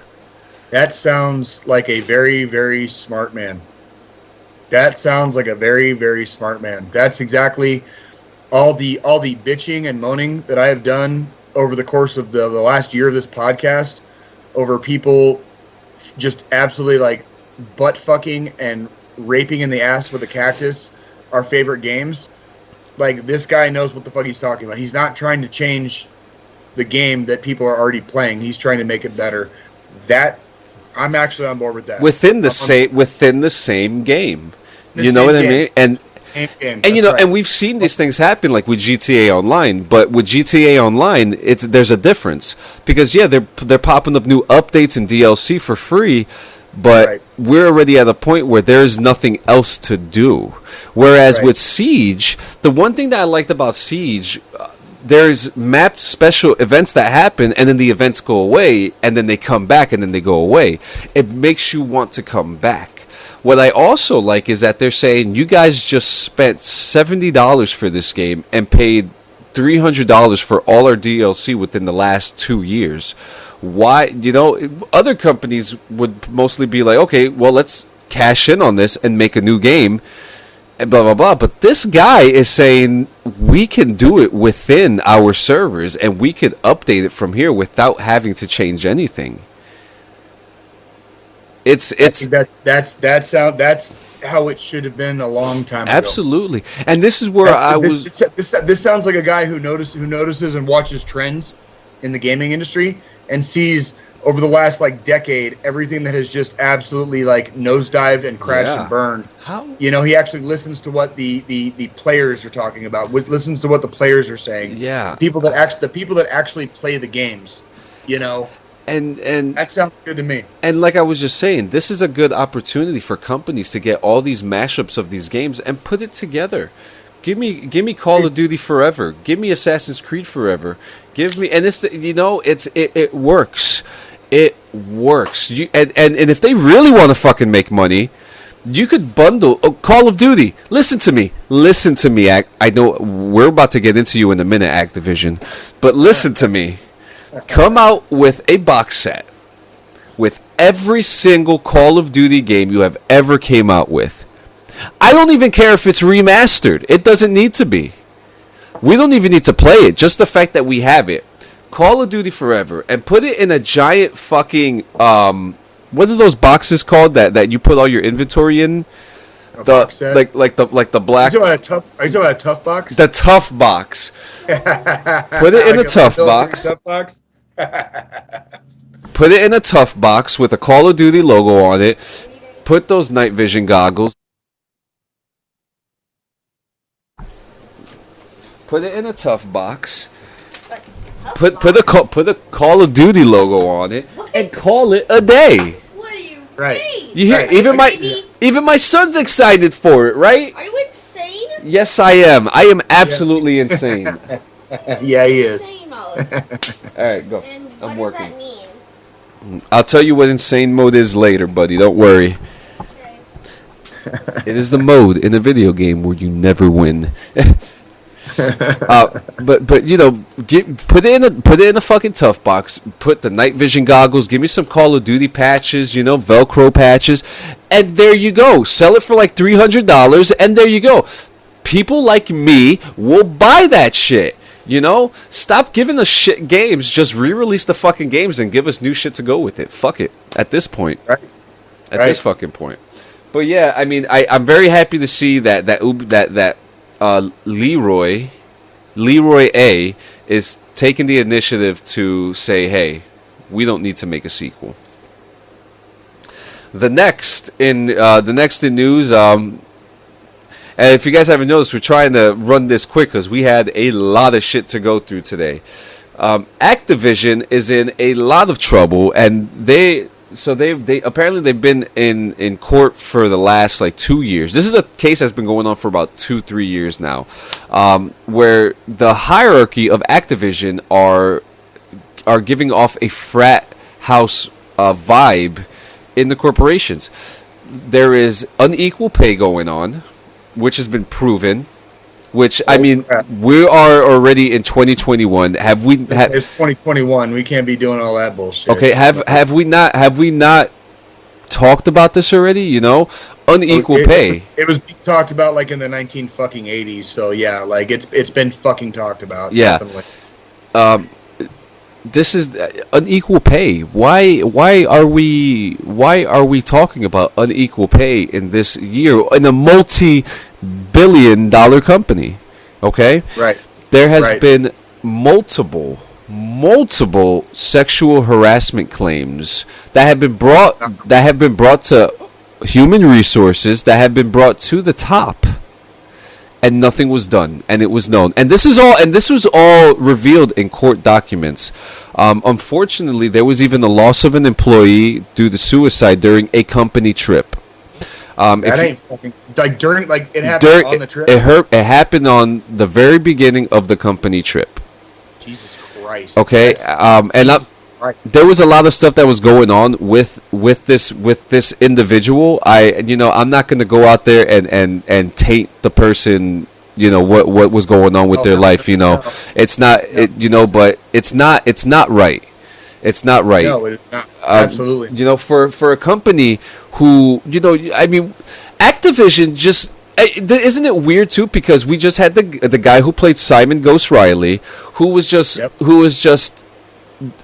you know, talking down on a female streamer, and you know they did something about it. But then you know we're seeing the bigger company now. Bigger picture. Like what you're seeing the environment that basically like influenced that behavior. Yes. Like if nobody does anything. You know, if you got a job, if you're in the fucking military, whatever, nobody does anything unless they're comfortable in that environment.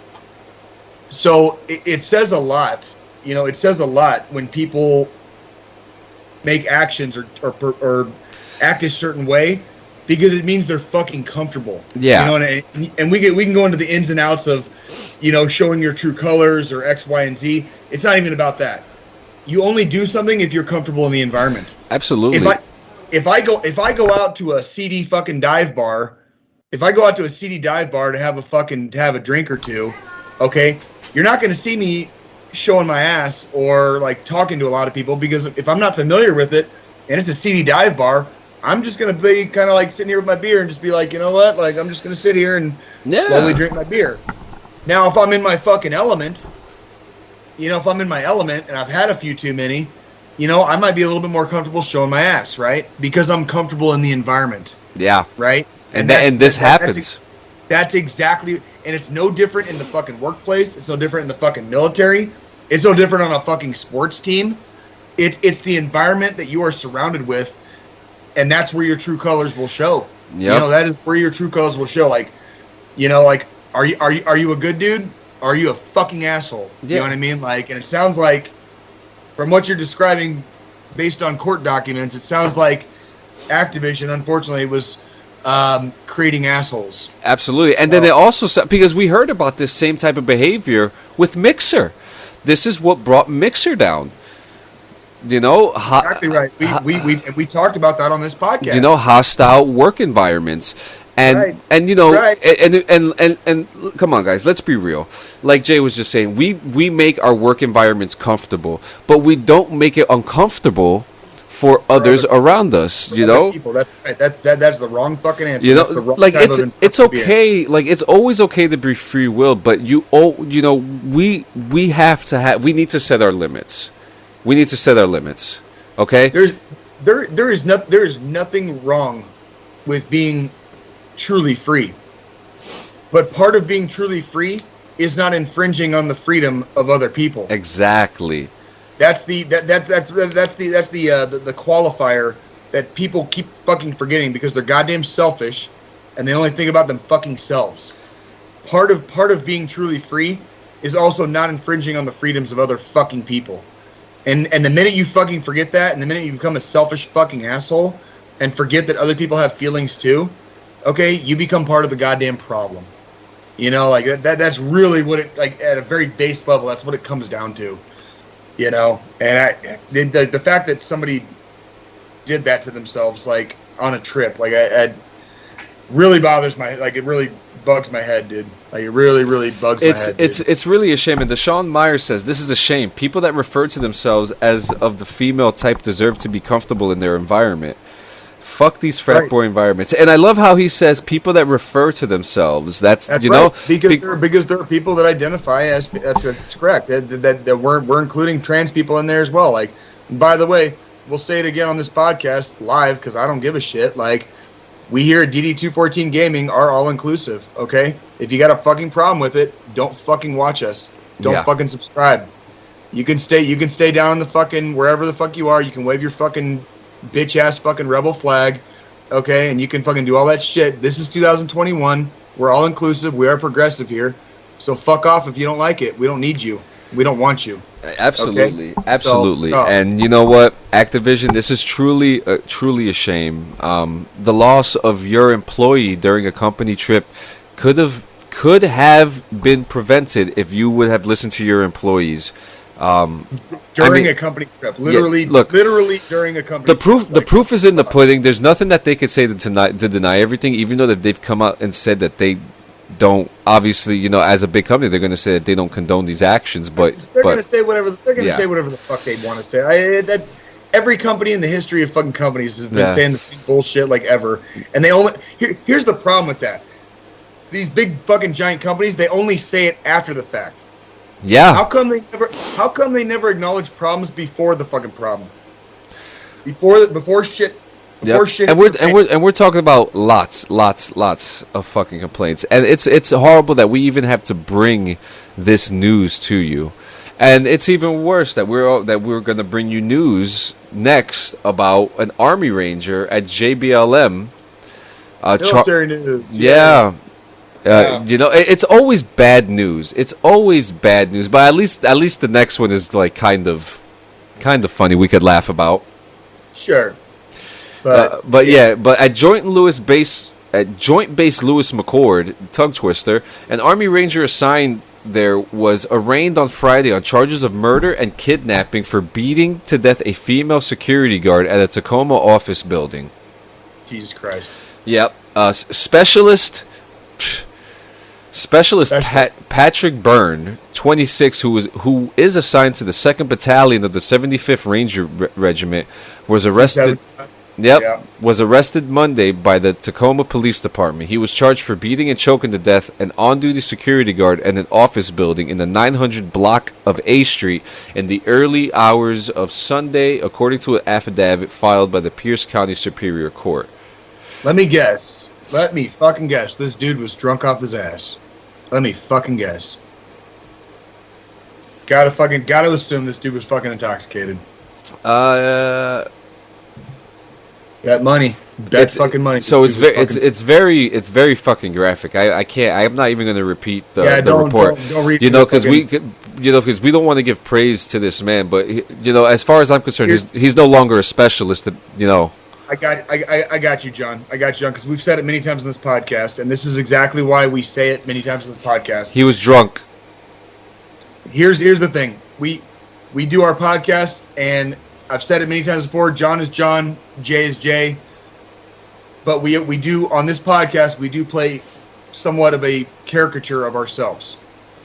Okay? Normally, if we weren't doing a podcast on Sunday mornings, you would not see me early in the morning on a Sunday having a beer. Okay? Nothing good happens after midnight, ladies and gentlemen. Nothing good happens after midnight. Okay? Especially when alcohol is involved. Okay? Number two. Man. Number fucking two. Okay? When bad stuff happens and alcohol is involved, okay? We've talked many times, you know, we talk about UFC, we talk about MMA. Fighting in real life is a lot different than fighting inside of a cage. And especially when alcohol is involved. People die in bar fights every year. You don't see a lot of it in the media because the media doesn't feel like they need to blow it up and make it a big deal. People die in bar fights every fucking year. Okay, across the country. We have a very big country. We have a giant population. We're the third most populous country in the world. Okay? This particular drug right here does not make for good decision making. Okay? Clearly in this instance, a young woman lost her life.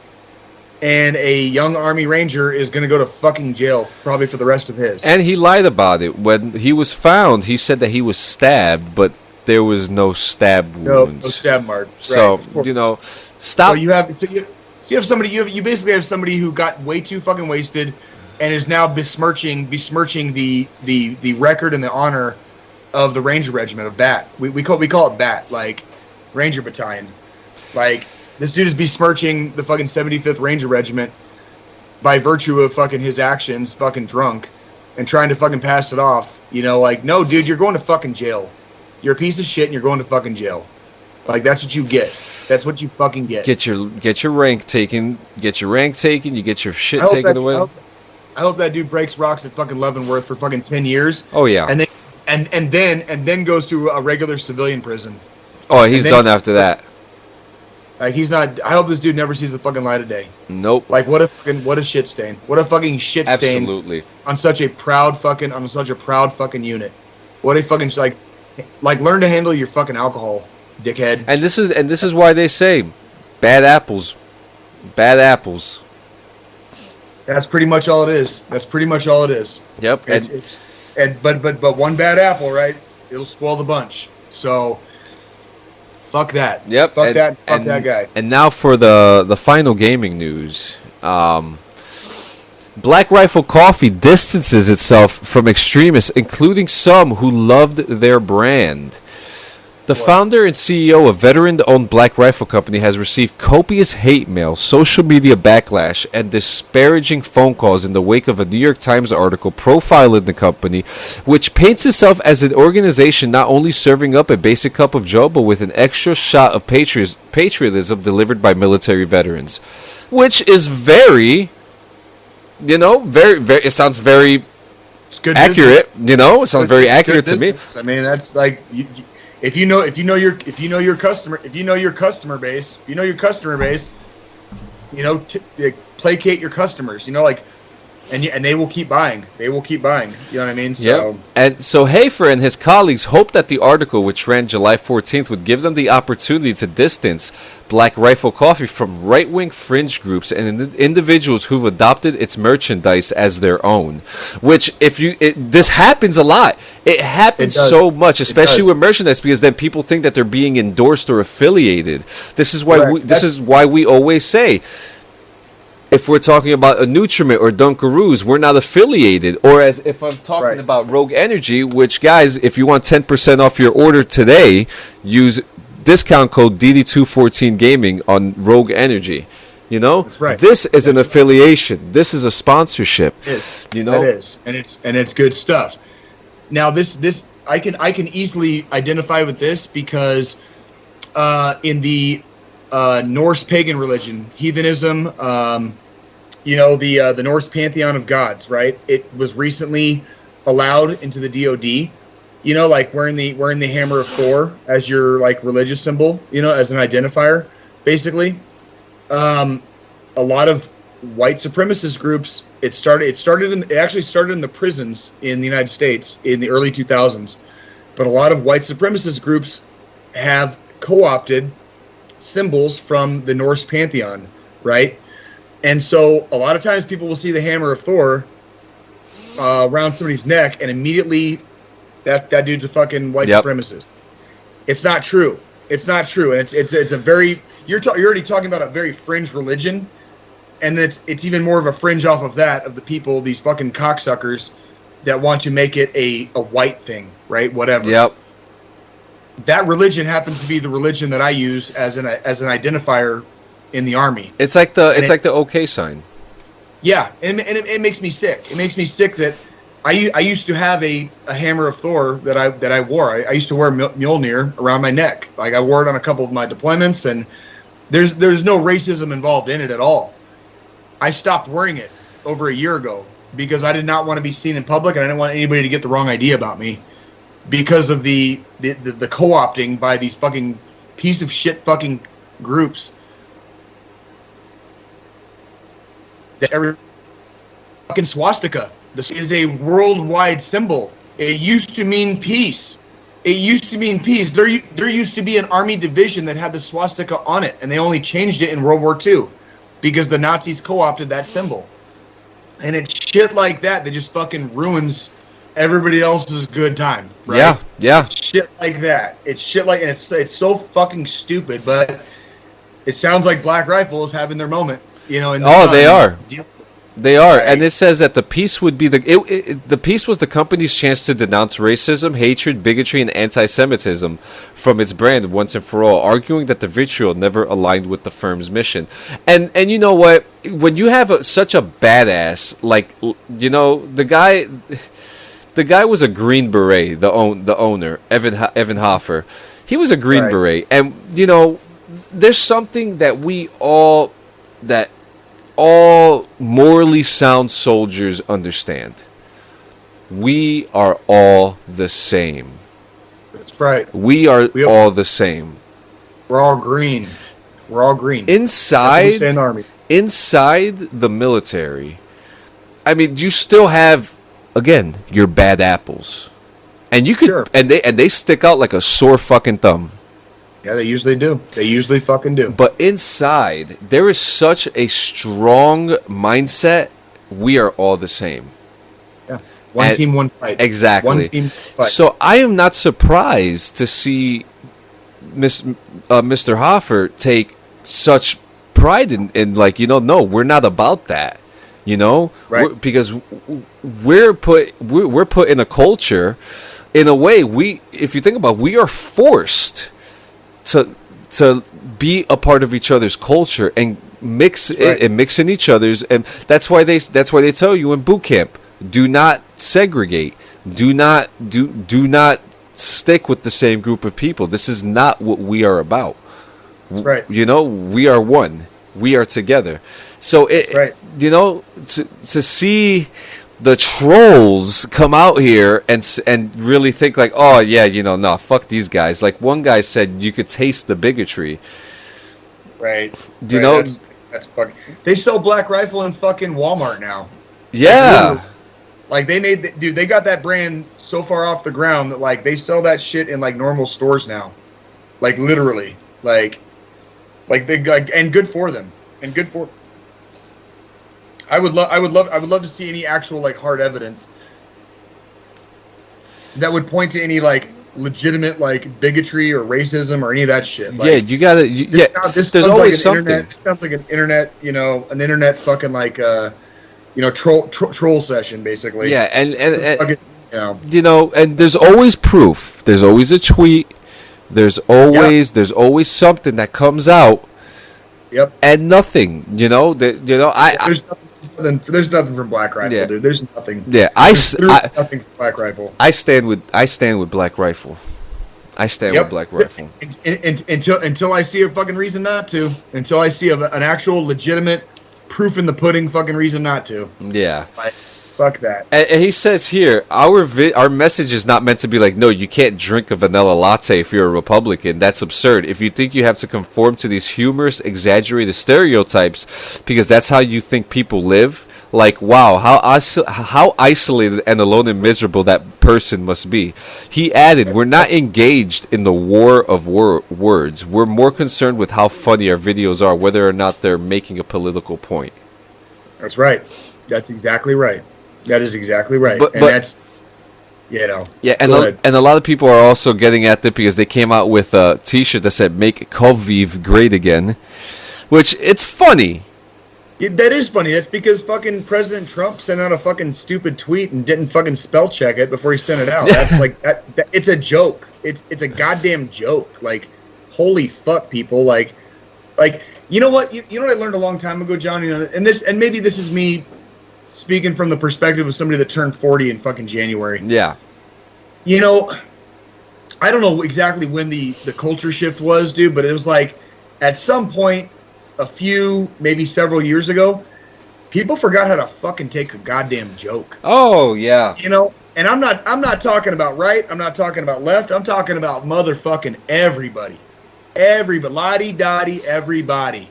Forgot how to fucking take a goddamn joke. Like, why is everything got to be so fucking serious? I'm going to end up fucking doing my Joker impression here in a second. Like, why so serious? You know, like, you get what Jesus you fucking Christ. deserve.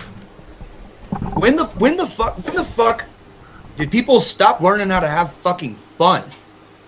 Why does life have to be so fucking serious? Like, life is fucking hard enough. Why are we taking everything so goddamn serious all the fucking time?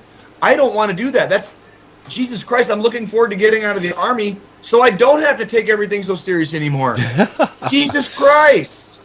Like, why is this you're such an issue? Like, you're trying to live free and die hard.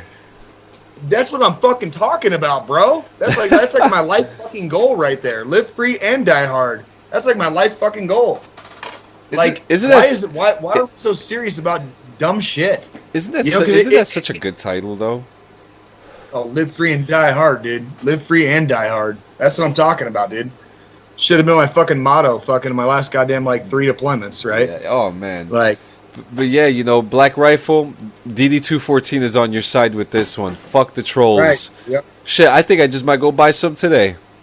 And I think you might need to fucking send him an email and fucking ask him for a fucking sponsorship too. Yeah. I'd love to see that sponsorship, dude. That'd be great. Yeah. So guys, that concludes our show today. Before we get into wait. Did you get the last one? The good news? We got to end on the good news. Oh, you got that. That's you. You got that's you. That's you. Right. All right. My bad. I didn't mean to interrupt you. I completely forgot. No. Thank you. All right. So currently, this is unconfirmed. But again, for the second time in this podcast, this is something that DD214 called on a previous podcast. We predicted this. All right, it is unofficially confirmed. It has not been officially announced yet, but it is unofficially confirmed. Sergeant First Class Alwyn Cash will, in fact, receive the Medal of Honor. It has been a long time coming. We've talked about it on previous shows. Much props to the man, his family.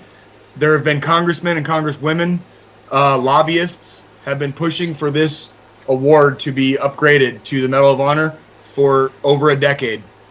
So we want to extend our congratulations here at DD214 Gaming to the family of Sergeant First Class Alwyn Cash, to the 3rd Infantry Division, very proud division. That was the division of Audie Murphy. That they will have in fact another Medal of Honor recipient. Very deserving, very, very long overdue. But it is unofficially confirmed that Sergeant First Class Alwyn Cash will in fact receive the Medal of Honor for his actions in Iraq. So we wanted to say fuck yes, and that's awesome. And if you guys, go ahead. We just wanted to end the show on a happy note, and absolutely, Sergeant Cash receiving his Medal of Honor is a very, very happy day. It's going to be a great day. It's going to be a great fucking day, and it's long overdue. Absolutely. So, and if the army takes a long time sometimes, but the army will eventually get it right. Don't worry. So have faith in the system, because eventually it works. Hell yeah. And if you guys don't know, he sacrificed his life to save his comrades from a burning vehicle. He went back and forth. And an interpreter. And you know. Yeah. And he fucking. And you know, as a dog-faced soldier, you know, How proud. How proud. it's fucking awesome because I if you look at some of my game stuff, if you look at like my World War II game, my emblem is the third ID. Good. Good. You should be proud to wear that fucking patch. That's fucking I am. good. I have it. I keep it close to me all the fucking time, and I mean, That's like I don't use my 4ID patch as my deployment patch right now, but that's because I always wear the one from my first deployment basically. But I know when I get out of the Army, I'm gonna forever be proud to be a member of the 4th Infantry Division, specifically 2nd Brigade, which is the most decorated brigade during GWOT. And you know, it's one of those things where like as you get older and you start moving down the road, you know, these other men and women that have done these great, amazing things, you know, during their time in, you're like, man, I was part of that. Like that was my team. You know, that was my, like, we're all soldiers. We're all in the Army.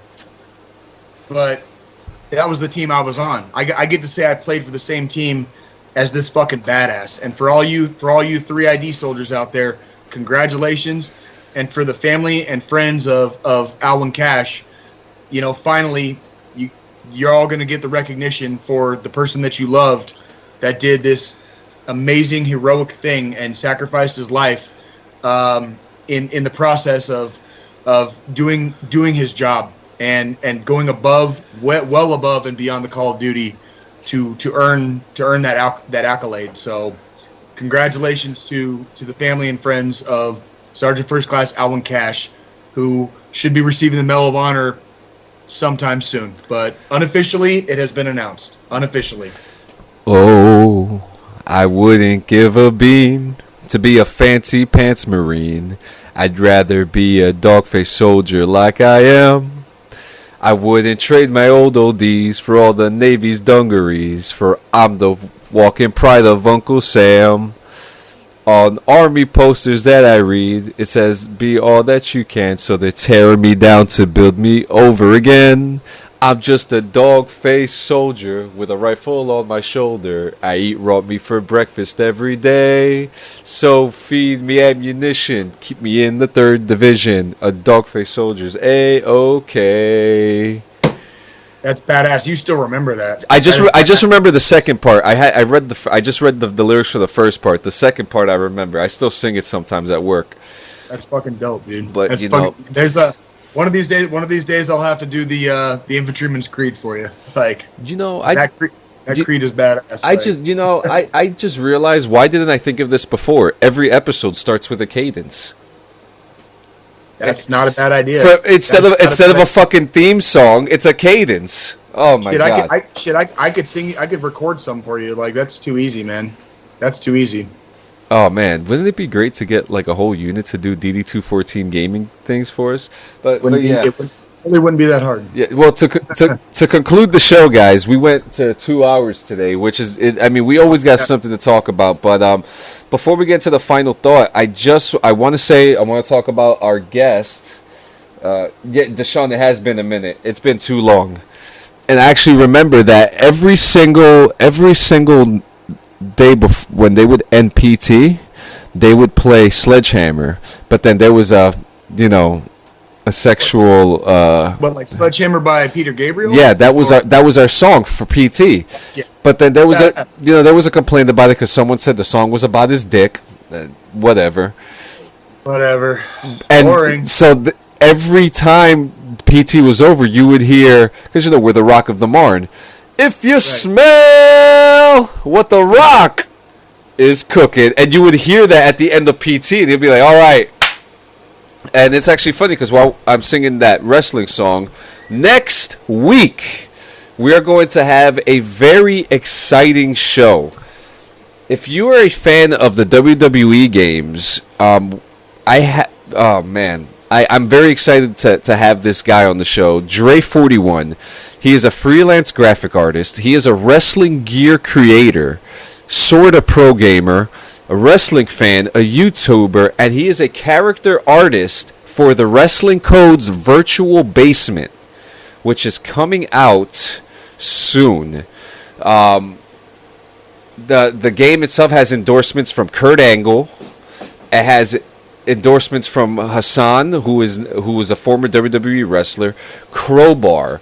There is a lot of stuff about this game, and I believe it's going to be the catalyst of rivalry games for the next WWE game and the AEW wrestling game, Fire Pro Wrestling, and any wrestling game out there. I have been a fan of this man for a very long time, as I have downloaded a lot of his art from every single wrestling game that I have played. I've worked with him as a talent on his show Pro Wrestling Revolution.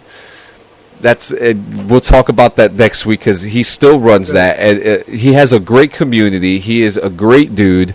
I can't wait to interview him next week and talk about the virtual basement, which is supposed to be like a new wrestling game style, which has like hardcore game graphics, backyard wrestling. It looks like lots to talk about. I'm very excited about this. I cannot wait to have him on next week. So you do not want to miss next week's episode. Dre41 will be with us. Absolutely. I look forward to talking shop about wrestling with him, actually. Yeah, So, this is gonna be fun. This is gonna be fun. And the final thought. your turn. Yeah, It's your turn. Yeah, I did it last. you know, yesterday, being in the event, seeing these veterans, lots of thoughts came to mind. Because it was a part of the psychiatric ward. And substance abuse as well. I believe the substance abuse unit was there too, but I know for the most part the psychiatric unit was there for the veterans too. And we talk about this every single Sunday, and seeing the faces of some of these guys, you could see the pain. You could see the pain in some of these guys. You could see their memories, the pictures. The war. It never leaves them. They have a community of people to talk to, and it's no different from the people listening to this show, watching this show, and anyone who follows and supports us. Every single week, we promote 22 a day. 22 a day. So the suicide prevention hotline, like I said earlier, is 1-800-273-TALK. That's 1-800-273-8255. When you are around individuals who live in this room, it's hard to get them out of there. But it's always okay to go inside that room with them and understand what they're going through. Because sometimes they don't need the advice or want the advice. They just want to talk. Sometimes you just want to talk. And talking is just as good as receiving $1 million in a check. Letting it out is just as good as having that fresh ice cream after work.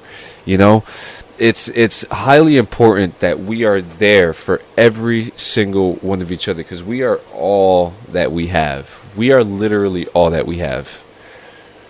Guys, call each other. Answer the phone. Answer that text message, that Facebook message, the email. Answer that door for that person, even if they weren't invited, because maybe that person is there for a reason. You never know what that person is going through. You never know what that person went through. I listened to this song, and the chorus of the song goes, "We're perfect on the outside, but broken on the inside, but you don't know. We're running out of time. We're all the same." That's the line. Don't forget, guys, 22 a day. See you next week. We love you.